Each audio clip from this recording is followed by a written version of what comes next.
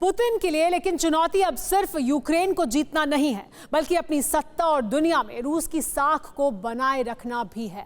Atom bomb के दम पर ही रूस की गिनती दुनिया की महाशक्तियों में होती है, लेकिन परमाणु हथियारों का इस्तेमाल करना इतना आसान भी नहीं है।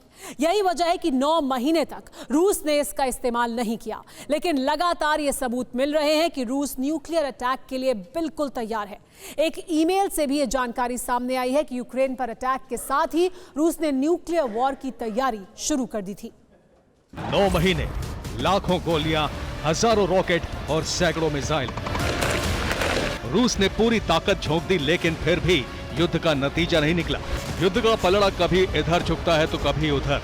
कभी लगता है यूक्रेन जीत रहा है, कभी लगता है रूस पूरे यूक्रेन को ही भस्म कर देगा। यूक्रेन की कामयाबियों से खुश होने वाले देश खुलकर जश्न भी नहीं मना पा रहे। यूक्रेन के मददगार जानते हैं कि रूस की हार का मतलब यूक्रेन की महातबाही भी हो सकती है। ये 17 साल से प्रोविजन स्टोर चला रहे थे और हर दिन 8 से 9 हजार का बिजनेस करते थे। अचानक से ये दोगुना हो गया। जानना चाहते हो कैसे? तो फ्रीडम ऐप को अभी डाउनलोड करें। क्योंकि रूस ने अब तक अपने विशाल परमाणु जखीरे का इस्तेमाल नहीं किया है। सवाल है आखिर कब तक पुतिन सब्र रखेंगे, क्योंकि रूस एक छोटे से पड़ोसी से हार मान ले, इस पर यकीन करना मुश्किल है। पुतिन की प्लानिंग क्या है, इसके कई सबूत सामने आ चुके हैं। एक्शन और युद्धाभ्यास के साथ ही अब लिखित सबूत भी मौजूद है। रूस की फेडरल सिक्योरिटी सर्विस की ईमेल से नया खुलासा हुआ है।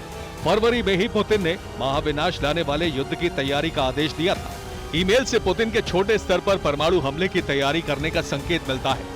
ईमेल से पता चलता है कि पुतिन का मकसद पश्चिमी देशों को डराना हो सकता है। ईमेल से पता चलता है कि पुतिन ने युद्ध शुरू करने से पहले ही परमाणु हमले की तैयारी भी शुरू कर दी थी। परमाणु हमले को लेकर पुतिन की मुश्किलों का भी जिक्र है। न्यूक्लियर अटैक में पुतिन के सामने 2 बड़ी अड़चनों का जिक्र किया गया है। ईमेल से खुलासा हुआ है कि न्यूक्लियर अटैक की औपचारिकता काफी लंबी है। न्यूक्लियर अटैक के लिए रूस में लंबी चेन मौजूद है। अटैक के लिए कई कमांडर्स की रजामंदी जरूरी है। हर लेवल पर कमांडर को राजी कर लेना बड़ी चुनौती है। परमाणु बम से होने वाले हमले का असर दुनिया बखूबी जानती है, इसलिए सबसे बड़ी मुश्किल टारगेट सिलेक्शन को लेकर भी हो रही है। यूक्रेन में जीत हासिल करने के लिए यूक्रेन के किस इलाके में न्यूक्लियर ब्लास्ट कराया जाए, ये बड़ा सवाल है। लेकिन इतना तो साफ है कि पुतिन लगातार तैयारियां कर चुके हैं। ये तैयारी सिर्फ यूक्रेन नहीं बल्कि पश्चिमी देशों के लिए भी की गई है। अप्रैल में रूस ने सरमत मिसाइल का टेस्ट किया। नवंबर में सरमत के दूसरे टेस्ट की खबर आई। रूस ने सरमत मिसाइल के प्रोडक्शन को बढ़ाया है। रूस में सरमत मिसाइल बनाने का काम तेज है। रूस की सरमत मिसाइल का कनेक्शन सीधे तौर पर परमाणु हमले की तैयारी से है, क्योंकि ये मिसाइल हाइपरसोनिक है और न्यूक्लियर वॉरहेड ले जाने में सक्षम है।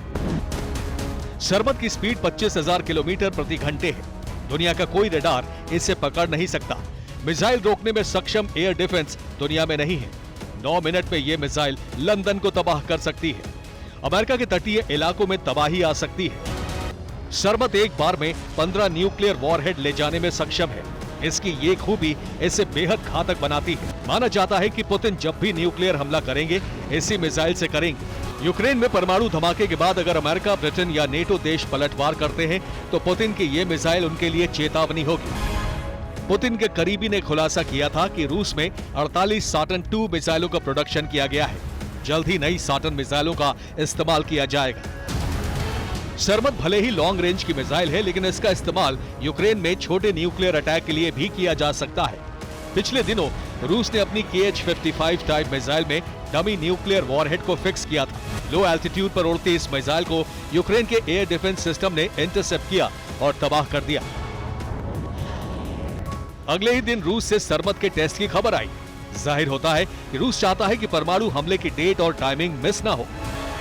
सरमत लॉन्ग रेंज की मिसाइल है, लेकिन यूक्रेन पर परमाणु हमले के लिए इसका इस्तेमाल सिर्फ इसलिए हो सकता है ताकि एयर डिफेंस मिसाइल को रोक ना सके। एक लेटेस्ट सिग्नल भी मिला है, जिससे जाहिर होता है कि पुतिन के दिमाग में कुछ ना कुछ तो चल रहा है। मंगलवार से काहिरा में रूस ने अमेरिका के साथ परमाणु संधि बैठक को कैंसिल कर दिया है। रूस ने इसके लिए कोई ठोस वजह नहीं बताई है। ये बैठक बेहद अहम थी। अमेरिका और रूस के बीच स्टार्ट संधि है। दोनों देशों में साल 2026 तक के लिए इस संधि है। संधि के तहत अमेरिका और रूस अपने परमाणु हथियारों की तैनाती को सीमित रखेंगे। इस संधि के तहत दोनों देशों को परमाणु हथियारों से जुड़े केंद्रों पर ऑन साइट निरीक्षण की मंजूरी दी गई है। अब जो मीटिंग रूस और अमेरिका के बीच होगी उसमें इसी पर चर्चा होगी कि अब ये इंस्पेक्शन कब होगा। अब रूस ने इस मीटिंग को टाल दिया है। इसका सीधा मतलब है कि परमाणु हथियारों पर फिलहाल रूस अमेरिका से किसी तरह की बातचीत नहीं करना चाहता है और ना ही परमाणु हथियारों के निरीक्षण को लेकर बात आगे बढ़ाना चाहता है। आप अंदाजा लगा सकते हैं कि रूस आखिर इस डील से खुद को दूर क्यों रखना चाहता है। Bureau report, TV9 Bharatvarsh. ये 17 साल से प्रोविजन स्टोर चला रहे थे और हर दिन 8 से 9 हजार का बिजनेस करते थे। अचानक से ये दोगुना हो गया। जानना चाहते हो कैसे? तो फ्रीडम ऐप को अभी डाउनलोड करें।